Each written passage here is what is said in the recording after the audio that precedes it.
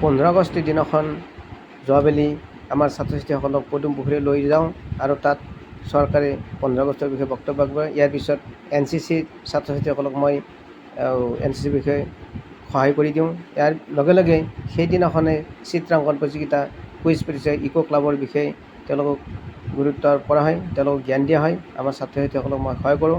ইয়াৰ পিছত ৰচনা প্ৰতিযোগিতা, এই ৰচনা প্ৰতিযোগিতাত মই নিৰীক্ষকৰ দায়িত্ব হিচাপে অংশগ্ৰহণ কৰোঁ আৰু তেওঁলোকক মই বিদ্যালয়ত পৰ্যবেক্ষণ কৰোঁ তেওঁলোকে সুন্দৰ ৰূপত ছবি আঁকিব পাৰিছে নে পৰা নাই। আৰু ইয়াৰ পিছত ৰচনা প্ৰতিযোগিতাত তেওঁলোকক গুৰুত্ব সহকাৰে জ্ঞান প্ৰদান কৰোঁ।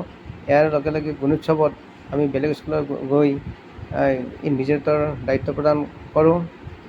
ইয়াৰ পিছত আমাৰ ছাত্ৰ ছাত্ৰীসকলক তেওঁলোকে সুন্দৰ ৰূপত পৰীক্ষা কৰিছে নে কৰা নাই সেইটো আমি ভালদৰে পৰ্যবেক্ষণ কৰোঁ। ইয়াৰ পিছত আমি এদিনাখন ইক' ক্লাবৰ বিষয়ে আমাৰ ছাত্ৰ ছাত্ৰীসকলক জ্ঞান প্ৰদান কৰোঁ।